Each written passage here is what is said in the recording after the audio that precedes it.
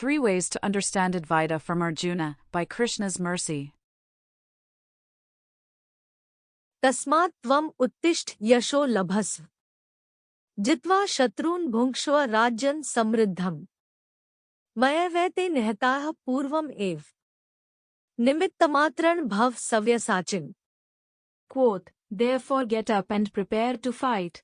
After conquering your enemies you will enjoy a flourishing kingdom. They are already put to death by my arrangement, and you, O Savyasachin, can be but an instrument in the fight. Lord Krishna, Bhagavad-gita, 11.33.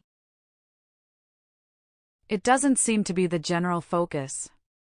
When a person takes their position on the seat of Vyasa, they do not necessarily announce their allegiance. They do not reveal upon which side of the argument they fall. They tend to speak on the basic principles of Bhagavad-gita. The difference between matter and spirit. The importance of approaching and accepting a spiritual guide. The factor of the 3 modes of material nature, which must give sanction for any result to manifest.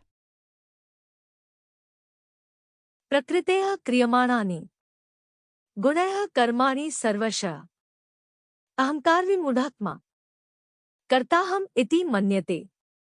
Quote, the bewildered spirit soul, under the influence of the 3 modes of material nature, thinks himself to be the doer of activities, which are in actuality carried out by nature. Lord Krishna, Bhagavad-gita, 3.27. The higher philosophical breakdown is between dualism and non-dualism. The Sanskrit terms are Advaita and Advaita. What is the verdict of Bhagavad-gita on this topic? Is it squarely on the side of Advaita, where there are 2 distinct entities? That would make sense, as the main characters are Arjuna and Krishna. Arjuna is the one in doubt. He is approaching the superior entity. Krishna is equivalent with the entire cosmic manifestation and more. He displayed such a vision so as to remove any doubts on the matter. Shri भगवान उवाच पश्य मे पार्थ रूपाणि षट्शोऽथ सहस्रश नानाविधानि दिव्यानि नानावर्णाकृतीनि च. Quote, the blessed Lord said, my dear Arjuna, O son of Pritha, behold now my opulences, hundreds of thousands of varied divine forms, multicolored like the sea. Bhagavad-gita, 11.5. It might surprise someone to learn that there is just as much support for the Advaita side. The true meaning to non-dualism can be learned through the example of that great bow warrior of the Pandava family. 1. In the sense of cooperation. Arjuna and Krishna are distinct. They are different people. If Arjuna is releasing arrows in a fury during a heated contest on the battlefield, this does not mean that Krishna is doing the same. If Krishna is guiding the chariot in a specific direction, Arjuna has nothing to do with the turns, other than perhaps being the origin of the ideas. The Advaita side is easy to understand. At one point, Arjuna even asks about which side is better to follow, personalism or impersonalism. Krishna replies that impersonalism is more difficult for those who are embodied. क्लेशोऽधिकतरस्तेषाम् अव्यक्तासक्तचेतसाम् अव्यक्ता हि गतिर्दोहखण्ड देहवद्भिर् अवाप्यते. Quote, for those whose minds are attached to the unmanifested, impersonal feature of the Supreme, advancement is very troublesome. To make progress in that discipline is always difficult for those who are embodied. Lord Krishna, Bhagavad-gita, 12.5. While the word Advaita is obviously a simple negation of the concept of Advaita, the 2 truths can exist simultaneously. While there is separation in terms of 2 distinct entities, Arjuna and Krishna, there is also a sense of oneness. There is Advaita in the sense of cooperation. We can think of it like teamwork. The husband and wife agree to raise a child together. They follow religious duties together. As the wife supports the husband, she can be known as a Sadharmacharini. सदृशं चानुरूपं च कुलस्य तव चात्मना सधर्मचारिणी में त्वं प्राणेभ्योऽपि गरीयसी. Quote, My dear beautiful wife, what you have said is befitting the occasion and also indicative of the greatness of your family heritage.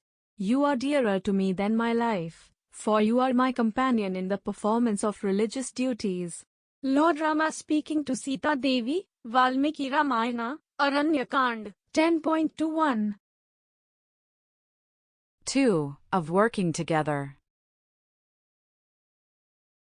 The oneness begins from the decision to cooperate, and there is maturity in the state through actual work. The two entities decide to work together.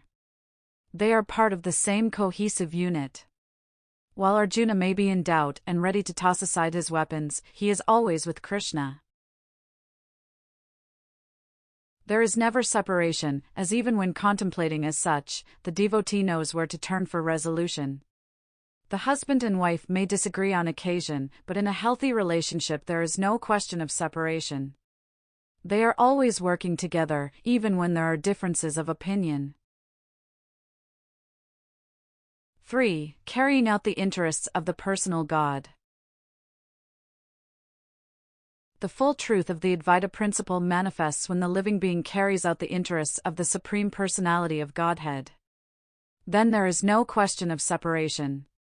There is no division. The two become one. Even that is not the most accurate way to describe it. The Advaita principle has the foundation of a superior and an inferior. One way the living entities are inferior is that they can succumb to illusion. They have the potential to think that they are separate, that there is no God, that they are all alone.